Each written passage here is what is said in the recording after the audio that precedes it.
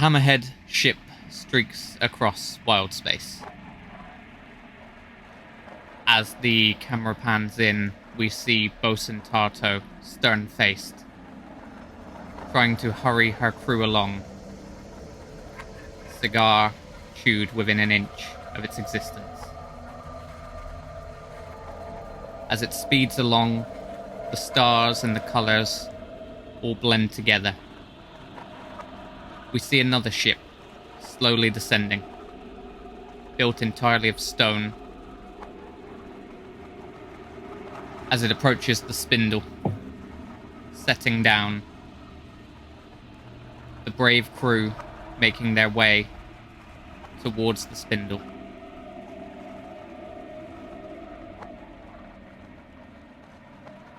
The other ship closes in as quickly as it can until it's wreathed in black flame.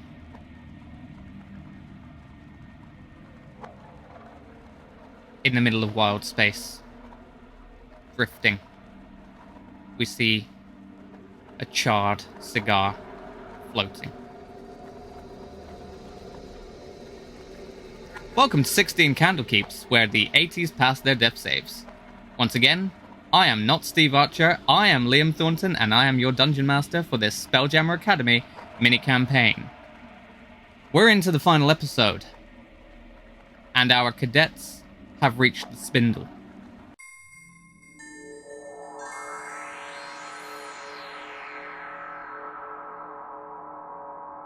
Wild space, the penultimate frontier.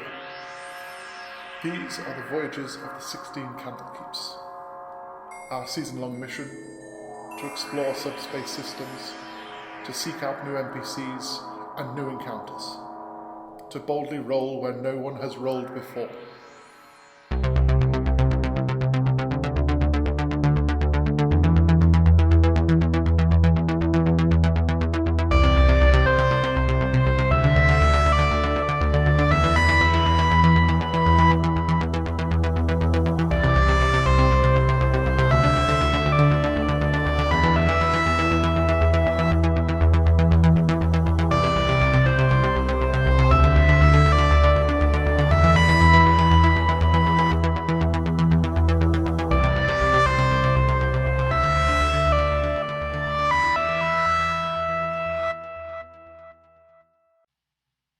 Let's just dive straight in.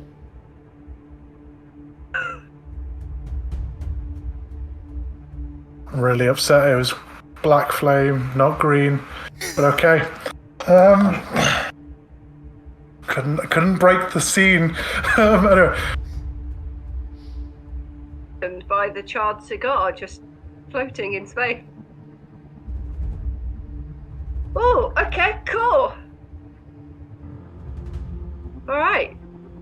Let's get this meteorite and fuck off. Do we have spacesuits?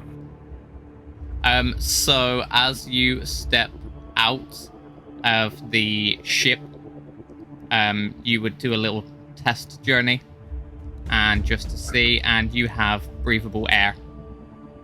Send Micken first. Make sure he doesn't explode. You send Micken out just a wheelie chair down the ramp. Just, you know, with another rope attached to all of the knots, and just keep forcing him out. He doesn't suffocate and die, much to the dismay of Herumph. So Herumph, seeing that the air is breathable, then just tugs on the rope and just drags him back in, as he's there pulling up gravel and just scraping all up against Micken's body. So, yeah, you have left Micken in the capable blobs of Fred, with Cricklet also there. A word of warning was given to Fred to keep a semblance of an eye on the pair of them, and to wait for Bosun Tarto to arrive and take command and the prisoner. Question. Did we see the other ship in flames? We haven't seen it, we don't know. Nope. Okay. Excellent. So we're waiting for Bosun Tarto to rock up on this planet to help. Good. Don't worry, we can message when we get the meteorite. Yes. Right. And what's So- back in the message is just static. We've landed at the Spindle itself. Yeah. Yes. And were we told anything other than go to the Spindle and get this meat? Is that because obviously it's going to be quite large? Do we have any indication of where we'd need to go after that? Go ahead and make perception checks. Okay. That is 17. 17. It's probably going to be enough there, just in case anyone get any more. I got 15. 18. So you can see as you are surveying the scene, and you could see as you were coming in for the landing, that there is a scorch mark and a hole that has been punched at the base here of the Spindle. Seems to be heading just into this mountain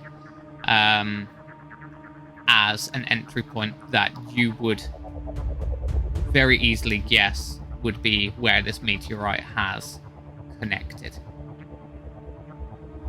Goody, we're going underground. In space.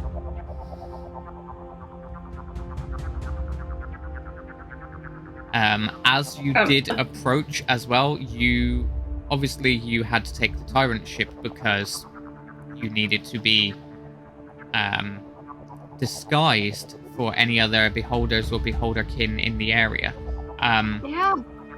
There was not a single ship here.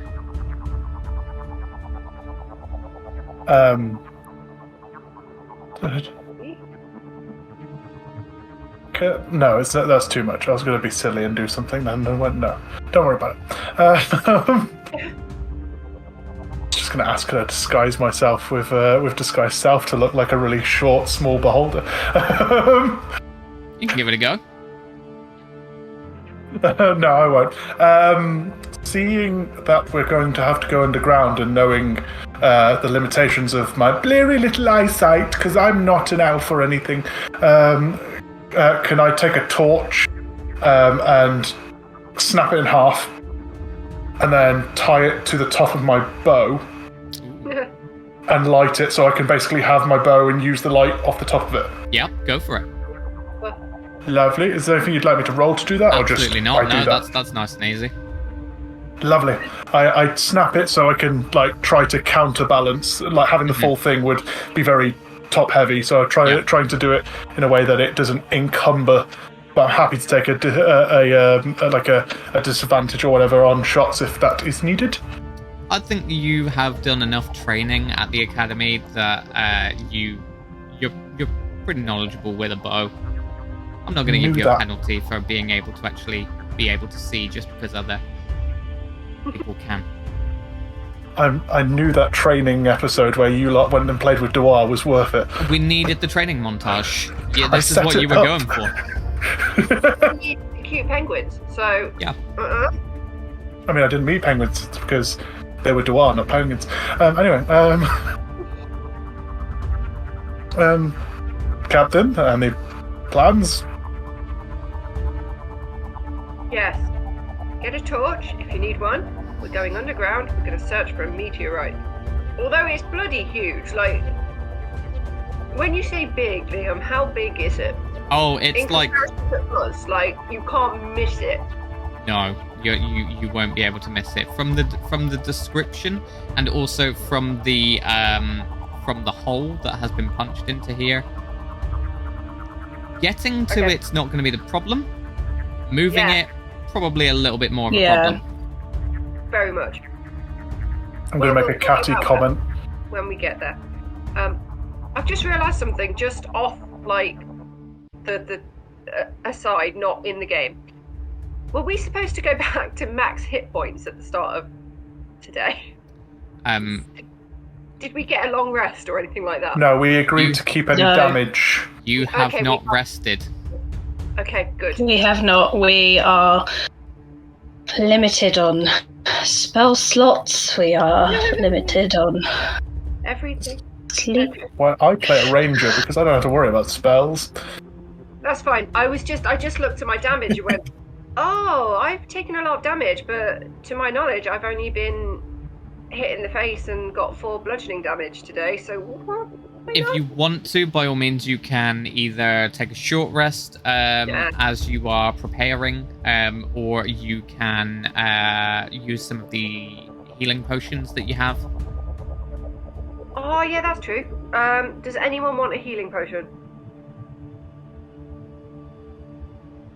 If there are going to be hostiles, should we distribute so there's, I'd say, 2 each and leave some just in case they need some on the ship? I was going to say I'll be giving some to the people on the ship. So, yes, we've got 9. We've got 9, so yes, we can take 2 each and then leave them 3. Okay. Lovely. None for Micken. Micken doesn't get any. Micken's been naughty. Fred just puts them He's in. a naughty boy. Fred and Cricket can have 1 each and then split the other one between them. Lovely. So yeah, health potions distributed. If you want to go ahead and use any of them a minute, by all means carry on. So remember, it's 2d4 plus 2. I'm going to have 1 of mine just to help. Ooh. Well, if you could save yourself a potion here and just have short rested and spend a d6 hit die. Equally, absolutely fine to spend any hit dice that you want to here, having a short rest. Yeah, okay, fine, that makes sense. You only took 4, so you just have to roll a d6 and... Is it add constitution on a hit die? I can never remember. It should be, yeah.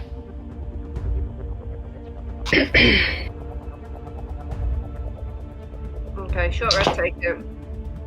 Healing up, we're good. Lovely. Anyone else who needs to heal through that short rest, carry on and do so, and then you get access to anything that you can only use once per short rest.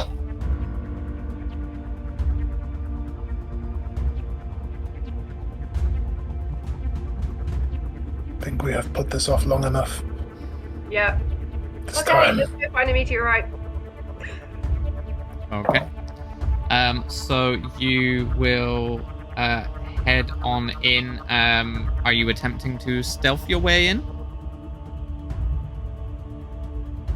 Is there a point? It's entirely your It's decision. going to be hard if I'm lighting us up as well. Yeah, I don't think we should attempt stealth. I don't see there's much point in it. That's absolutely fair. So you will head through. There is a cavern entrance kind of nearby that you can easily see that you can make your way into. And as you are going that way, can I just get a marching order? And B, let's get some perception checks as well. Okay. Jade, have you got dark vision? 60 foot. Likewise. Steve, do you want to go at the front? Yeah. I don't mind where you want to go. Well, I've only got 20 foot of light, essentially, because I think it's 10 foot of bright light, 10 foot of dim light on a torch, if I remember it rightly. So, essentially, I can see, if I'm at the front, I'm going to be lighting up everything, so you guys could see it perfectly because of dark vision.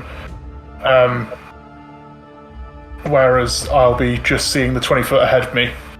Yeah.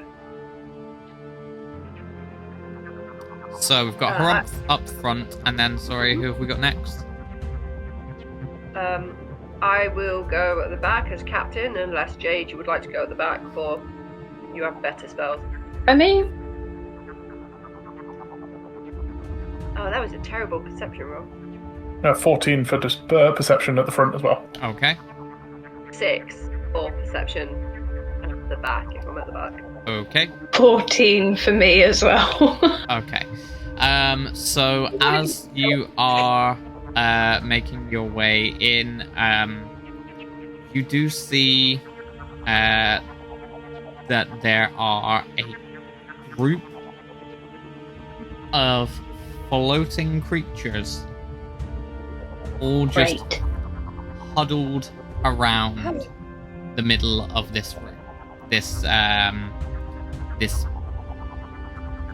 item in the middle. As the torch comes in, a little bit of light is going to glint off of it, and it illuminates, and you can see that there are 6 very, very small, tiny, in fact, beholderkin, known as gazers, and 2 spectators. Spectators have got 4 eye stalks. As you are making your way in, the gazers will kind of almost dance around this meteor and each other. When they become aware of your presence, the gazers just dissipate. They all just fly off in different directions, and the 2 spectators are all that's left.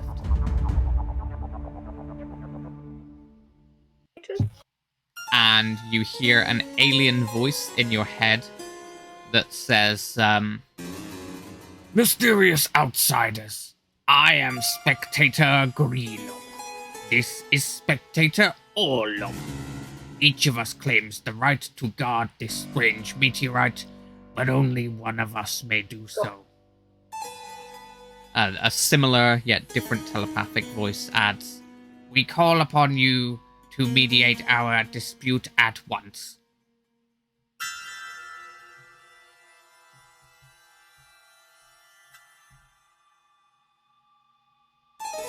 If we were to try and ignore them and just carry on, what would they do? Oh no. No, I'm not saying we're doing it. I'm just curious. I've never heard of spectators, and I don't know how dangerous they are. They are basically just beholders with less eye stalks. Their eye stalks would still do things. Okay, then let's not ignore them. Listener or viewer, at the beginning of this recording session, before we jumped in, Liam mentioned that we could avoid a combat situation in the first part of this. I wonder if this is it. If we settle their dispute, this is basically one of us tells the truth. Which one is it? Kind of. Little bit?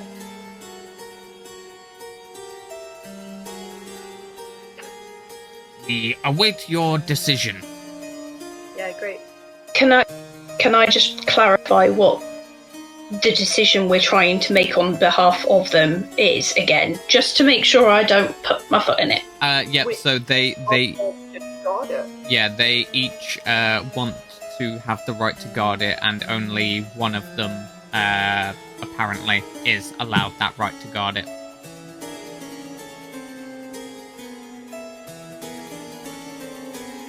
Let me ask you this.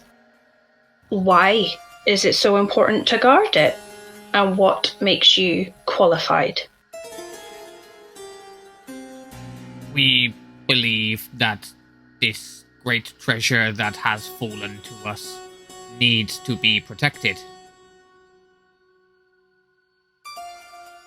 Or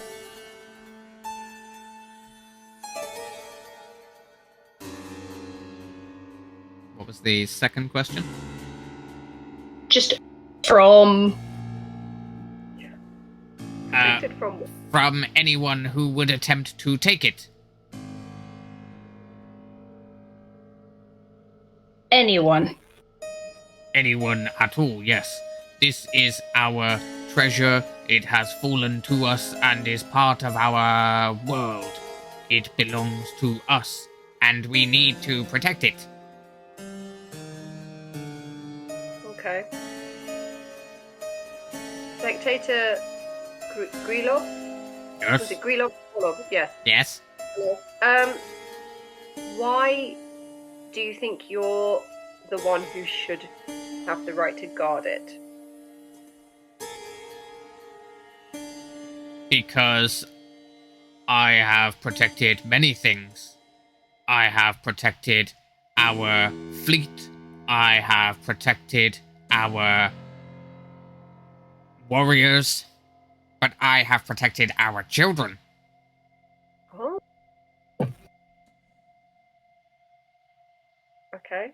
And Orlob, same question to you? Orlob was the one who chimed in with, I have protected our children. Children. Okay. Both good reasons, thank you.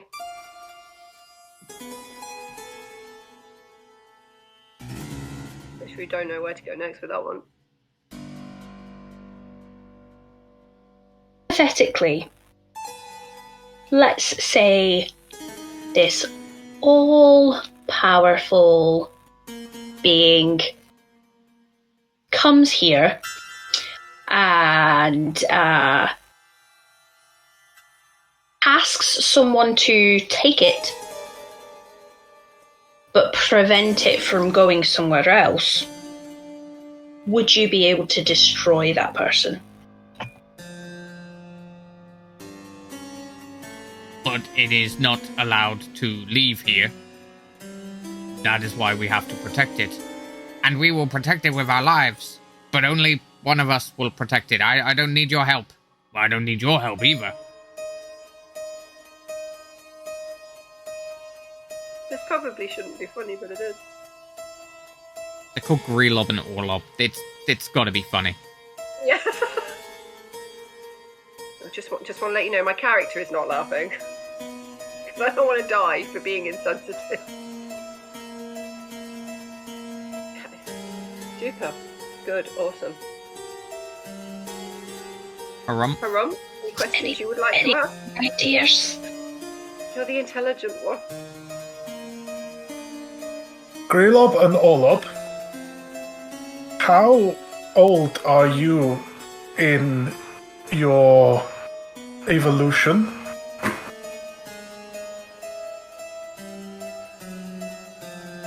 I have existed for many years, many cycles, many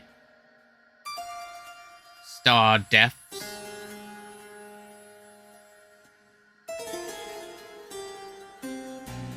And I have existed for not quite as long. Interesting. In your society, how long would a spectator need to develop into a full beholder? It would take some time. Depends on diet, correct exercise. You're an absolute fool. It's nothing to do with that at all.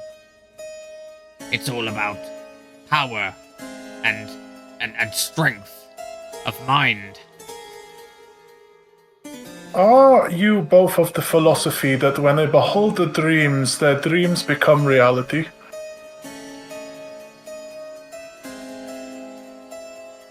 I was not aware that Oh. others knew of that. There is a very intelligent halfling who has been traveling our world investigating such beautiful creatures as yourself.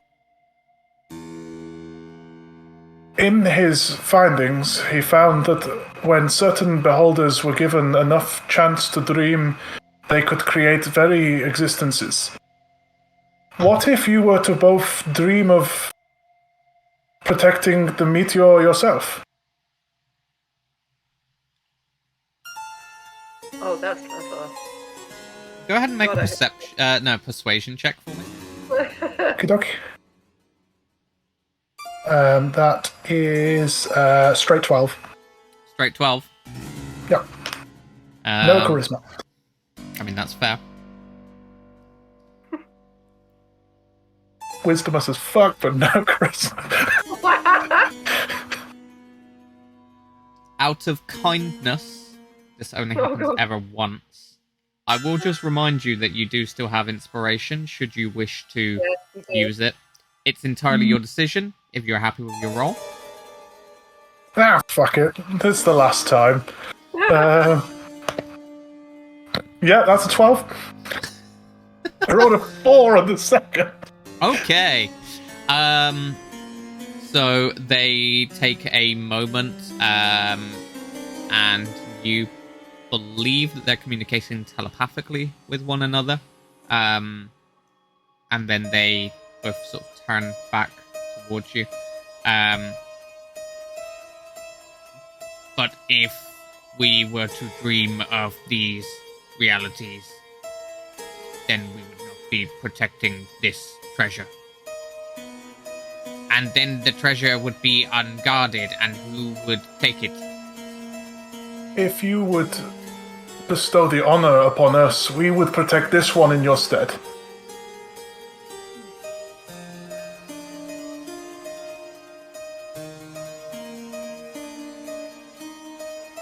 God, I hope they go for it. And what makes you worthy to protect, and not Orlob or Greelob? We are travelers of space and students of arcane abilities not comparable, but similar to your own. We are not simple commoners. We have abilities that hold us higher than the regular free folk of Toril.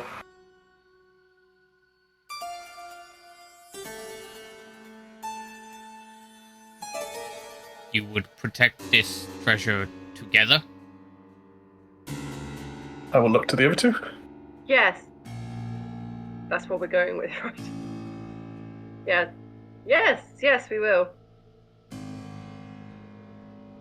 You do not find it demeaning to need the assistance of others? If I may be so bold to speak for my comrades, we are not as strong as a powerful spectator as yourself. We need assistance where you do not. But. And I also think it's a privilege to have people that you can trust enough to work towards the same goal with.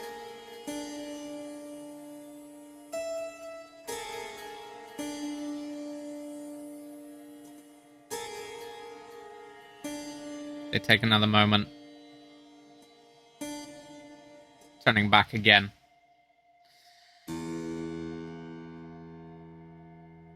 I do not need help from him. I do not need help from her.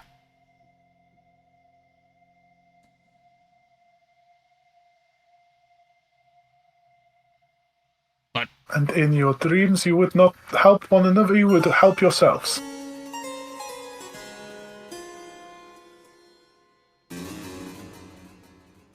These words are confusing.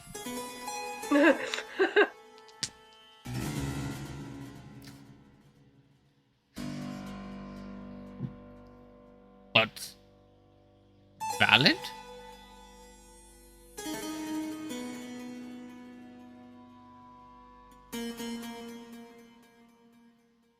We do have other things that we can protect. Good. Nobody even told us to protect it. No, but it's a treasure and it should be protected.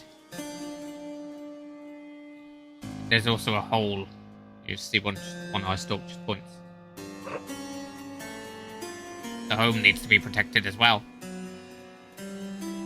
I love them. I can protect the home.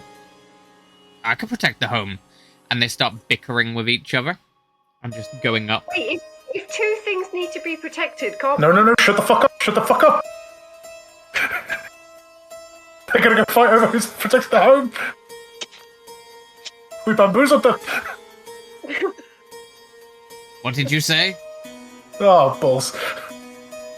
I sneezed, it doesn't matter. Make a deception check.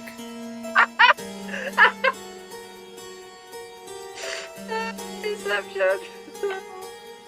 Captain, Natural 20 plus 2. I'm going to shoot you after this. 22. God bless you. And they carry on. Oh, Thank you.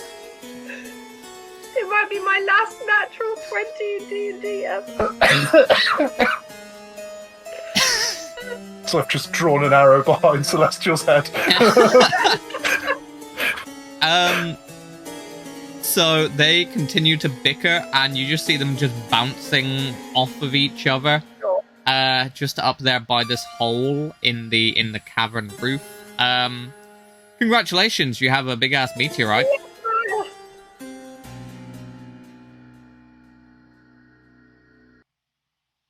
We didn't have to fight them.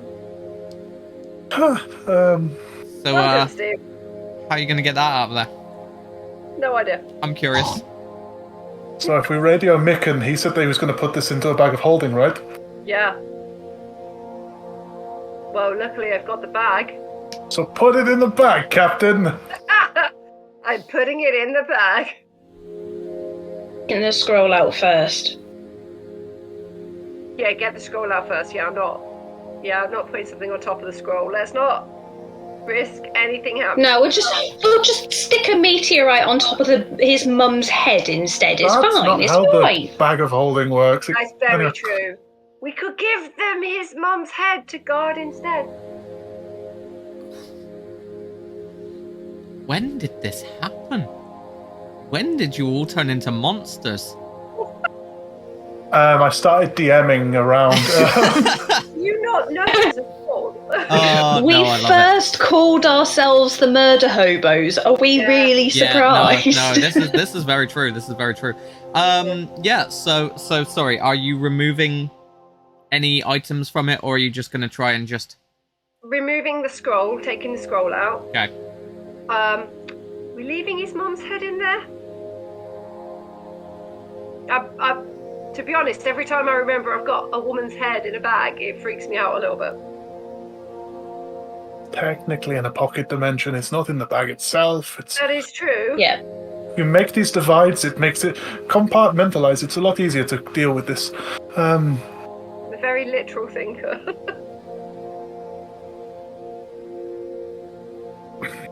How big is the meteor now that we're looking at it? Yeah. So bear with. I will get you a exact size. Oh god. He says.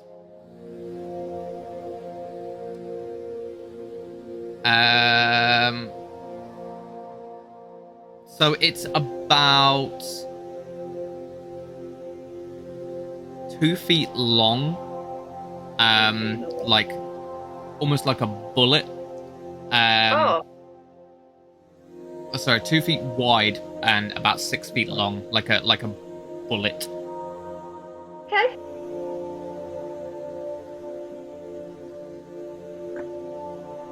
I just drew a little picture of a bullet and it looks more like a willy. I should not have done that. So to try and fit it in, you're gonna have to just. Ram it in. Yep. But gently, in case it explodes. I don't know why it would, but gently. Okay, cool. Before they do it, can I just investigate the Yeah. the actual meteorite itself? Like, just having a Yeah. look at it. Apologies, I've just found out that a bag of holding has a 2 foot wide opening, so this is fine. Micken is not an idiot. I'm being rude. I'm sorry, Micken. I'll come back and apologise when I get back to the ship. No, you won't. You absolutely won't do that. No. 18. Okay. So you're investigating it. What exactly are you looking for? I'm looking at what, like, just trying to see if I can, because obviously we know it's made of adamantine. or adamantium. Sorry, and I'm just looking at it to see if, because when we were told a meteorite, I wasn't expecting a bullet, and I know that we might just be making that as an image to see what this thing is. But is it? If Herumph looked at it and goes, "That's not a typical meteorite," in his head, what does it remind him of? Anything? Is it something less? It's not a meteorite. It's part of something. If that makes sense. So as you are looking at it and you are checking it over, you were expecting this to be a bit more, rough. Beholder shaped. Like a meatball. Yeah, you were expecting that. This is polished, almost. Possibly like it's been shaped.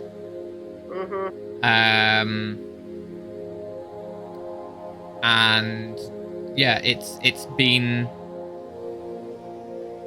You can see that there are obviously there are some scuffs and things. They're just there's no scratches to it where it's come through here, through this cavern. As you are looking at it even more, you can see that there's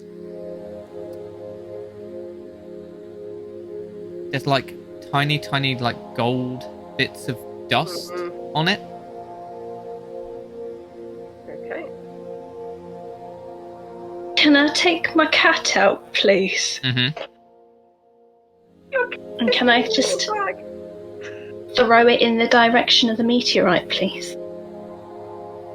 You're gonna throw your cat at the meteorite? Well, like in the way that pet owners do, and they kind of just throw it in the general direction of go look at this shiny rock. Okay. And that's literally what... are you getting anything from this? And just kind of throws her cat. The eyes mist over, and the voice speaks to you and says, "This is clearly something that has been designed. This was crafted, shaped, and if I'm not mistaken," you see that the cat just sniffs at the gold that's on it, and then just swats at it, and this gold then just sparks.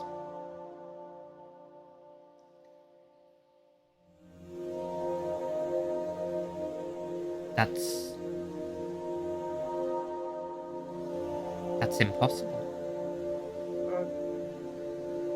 This is the blood of a god.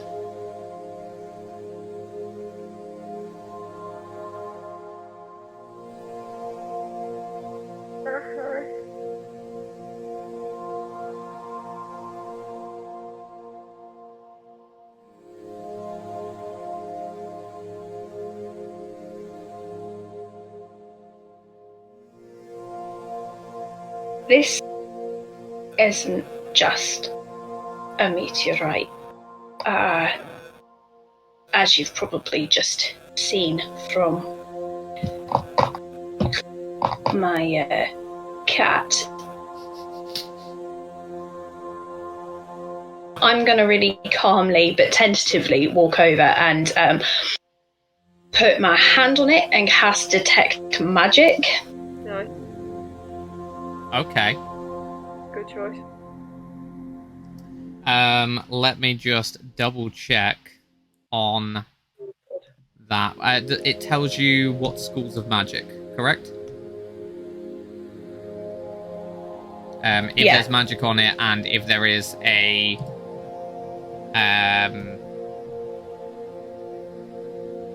does it say what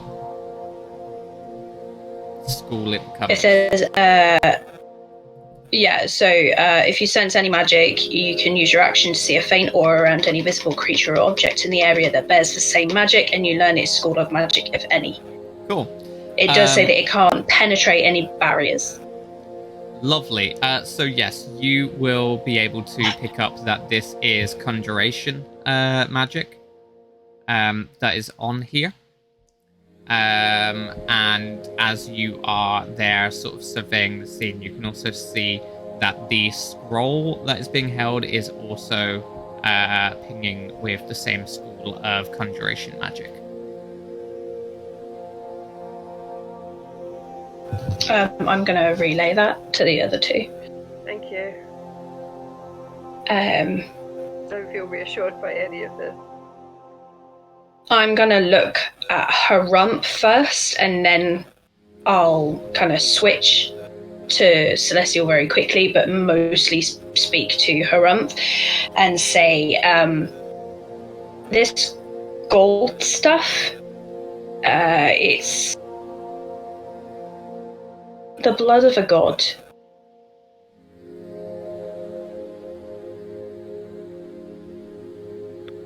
Someone sent us out here, or sent Micken out here to get what is presumably a bullet that has killed a god. Adamantine being one of the most powerful metals known in existence, would not shock me to be the thing that they would use to kill a god, or at least harm them.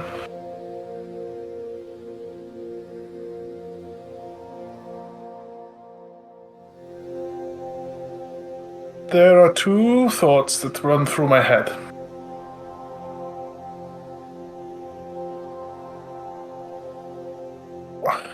We can put the bullet into the bag. We can go back to the ship, send a message to Thato, say we've got everything we need to do. Potentially even start moving back with an intention of meeting her halfway.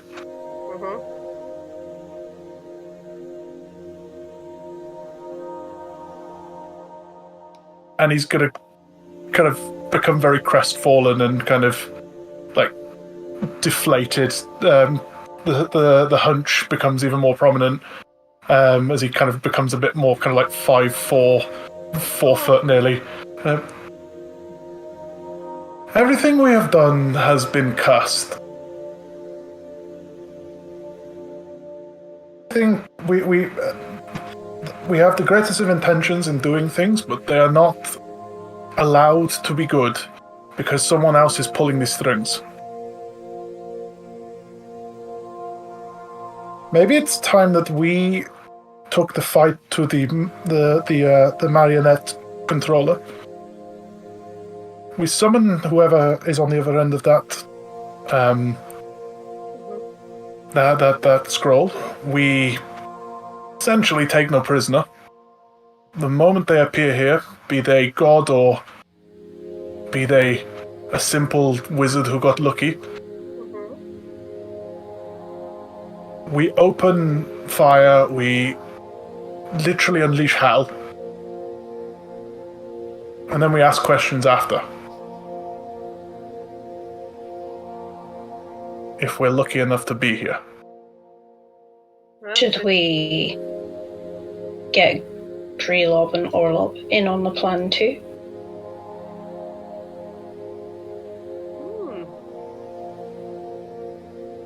They want to protect it? Yeah, interesting. Hadn't considered that.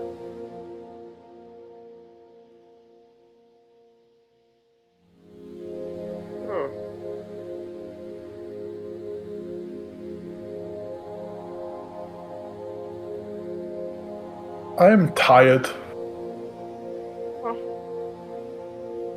We have been going for what feels like weeks over the same shoddy kind of string of please do this, please do that.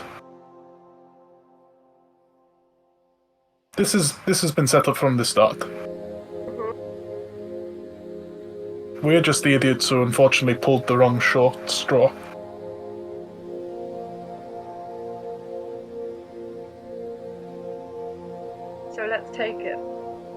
scroll. Let's signal to whoever it is. Open fire. And deal with it afterwards.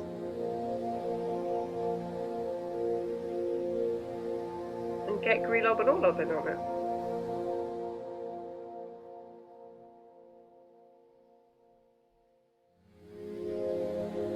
I also don't expect people to just throw themselves away willy-nilly.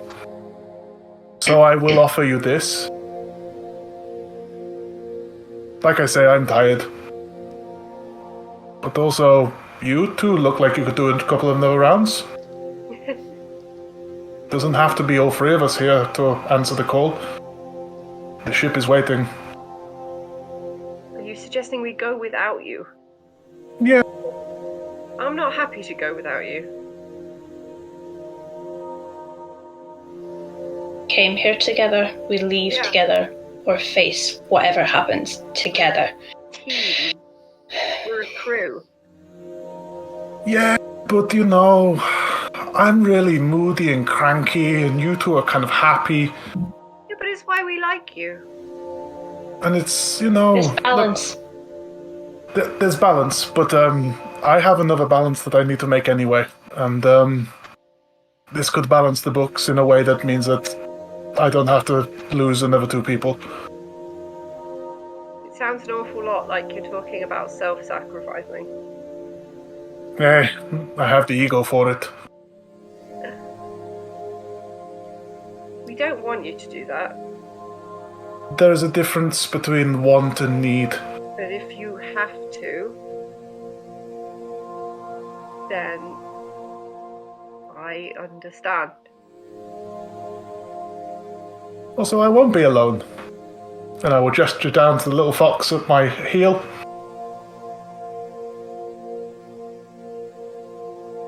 To my cat, and kind of give them a look that says, what do you want me to do?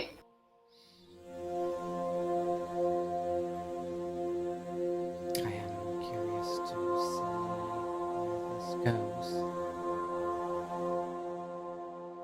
If I may make a further... Again, this is... And he's very much becoming like...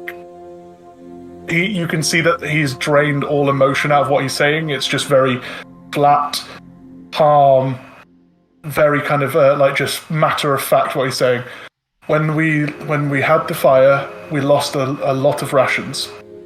Now that there are 2 less people on the ship, if I stay here and deal with this, you will have more rations to deal with yourselves. We've already been transported here quicker than we were expected to, apparently. So that means that the rations should sustain you all the way back. If you bump into Tartu on the way, hopefully she has been smart enough to bring extra rations, which means everything will be fine that way as well. It is not something that I am saying that I specifically need to do. I am just suggesting, rather than... Someone has been orchestrating this the entire time, and rather than giving them the satisfaction of killing 3 innocent people, take 1. And also, they don't get to take their bullet with them because it'll be in the bag.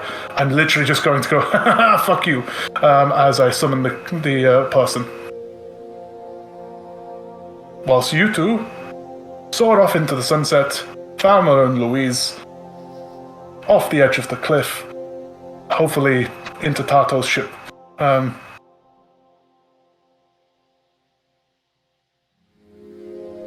I'm not asking you to give me permission to commit suicide. What I am asking for is for you to give me the privilege of allowing you chance to leave.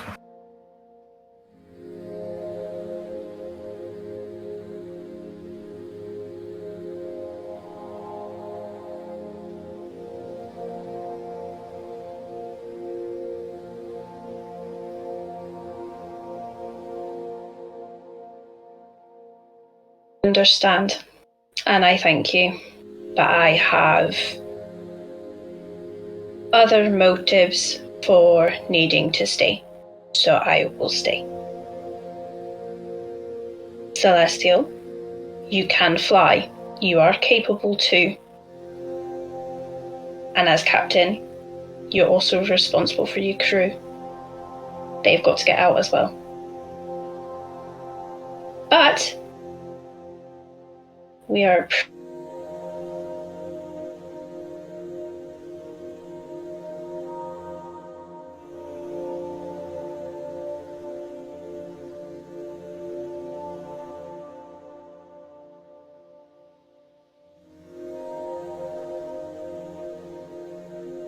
I want to stay.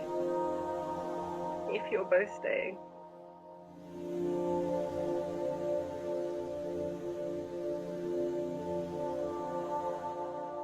Let's do this.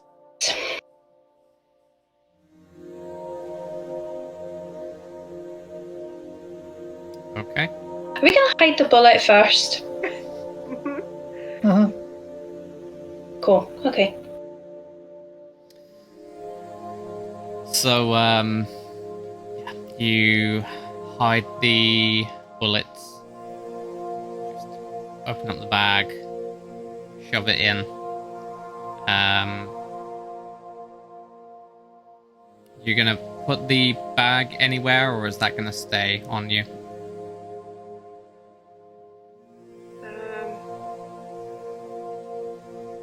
Oh, I don't know what's best actually. Just keep it. Okay. So, you do that. It fits in. It's a bit of a tight squeeze, but you manage to make it work. And then you all take a moment looking at each other and this crew and this new family that you've forged out here. In the background, you can hear the dull thumping of two spectators just bouncing off of each other and bickering. Who takes the scroll? Take it. Okay. Yeah, I was gonna say I think Herumph should. So you take the scroll, you crack it open, and you begin to read from the scroll to activate this spell. Yep. And on the ground in front of you, you see starting to be traced around is a black skull in flames. One singular eye. Flames build. And a figure steps through. And you hear a voice that says,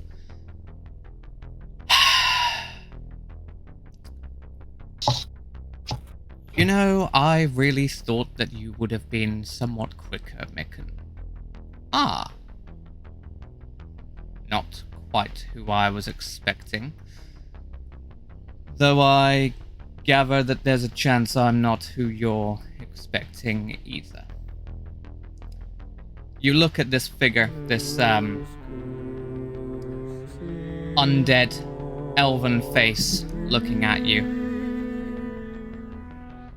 Black scorch around one eye that is fully whitened, dead. Long silver white hair.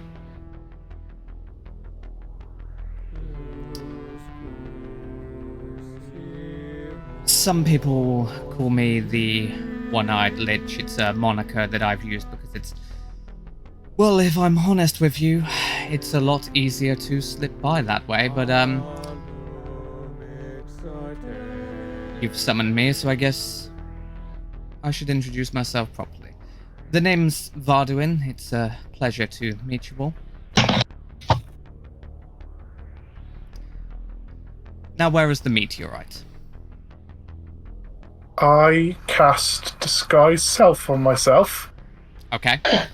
I grow 3 feet, which puts me at 10 foot tall. Okay. as I pull my 2 axes from off my back of my belt and drop my bow, and I clear my throat. My name is Herumph of the Zephyr Guard of the Unicorn Run. And you have wasted my fucking time, and I just swing forward with both axes. Fantastic. Everyone roll initiative. Yeah! I got 9. I need to load some tokens in. Because I have had to hide these. Oh god. I'm not crying anymore. I'm pissed. Now it's crying.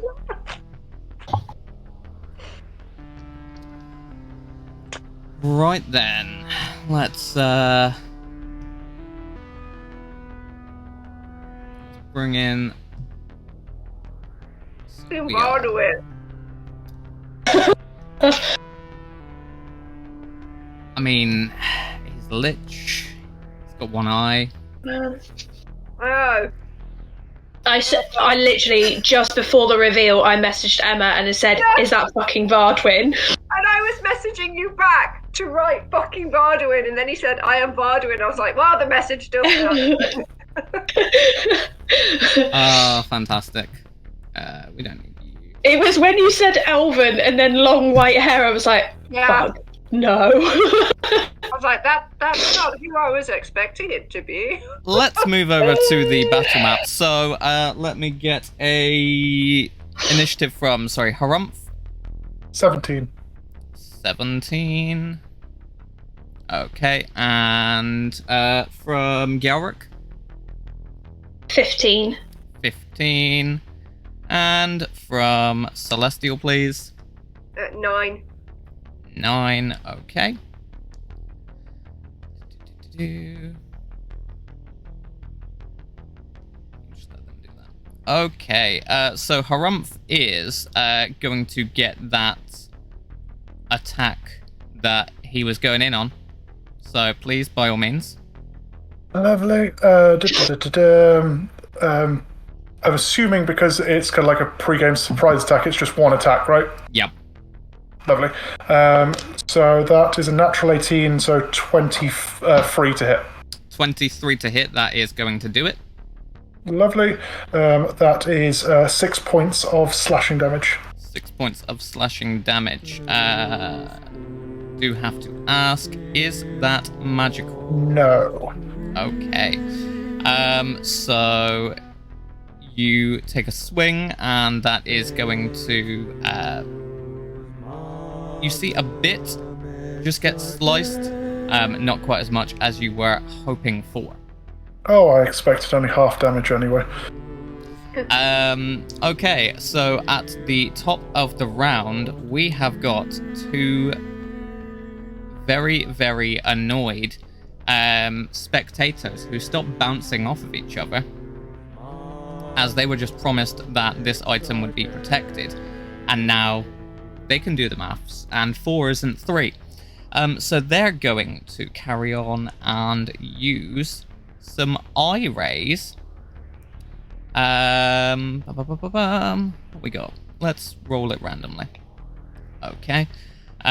So we're gonna have an attempted fear ray.